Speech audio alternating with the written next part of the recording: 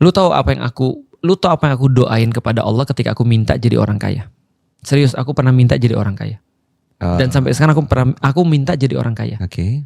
Karena aku sebel ngelihat ada orang-orang kaya tidak bisa manfaatin dengan baik. Aku bilang sama Allah gini. kayak ini gue. Bukan maksudnya aku berdoa sama Allah gini. Ya Allah, kalau duit itu ada di tanganku ya Allah, aku bisa menggunakannya jauh lebih baik. Paham gak maksudnya? Aku gak akan beli tiket bisnis ya Allah. Karena daripada beli tiket bisnis, aku akan ngajak orang untuk pergi umrah sama aku. Aku gak akan pernah untuk beli ini ya Allah, karena aku akan beli sesuatu yang lain untuk dakwah.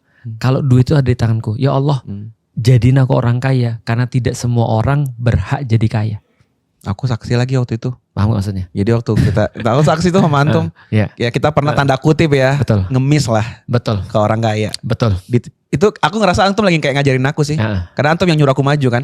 Coba nih. Presentasi ke orang kaya. Terus dari situ aku ngerasa kayak, ya Allah, ya bener. Aku jadi ngerti yang Antum rasain ketika orang kaya tuh seolah-olah orang yang kaya banget. Dia nunjukin kekayaannya. Tapi begitu dihadapkan sama Allah kayak kebaikan-kebaikan, dia gak mau ngeluarin duitnya itu Kak. Betul.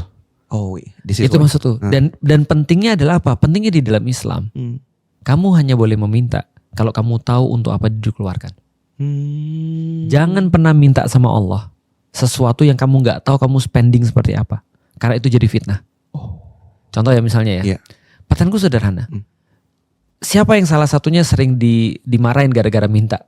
Bani Israel kan? Oh iya. Di dalam Al-Quran. Iya. Ya Allah lapar. Ya udah turun manna wa salwa. Terus mintanya apa setelah manna wa salwa?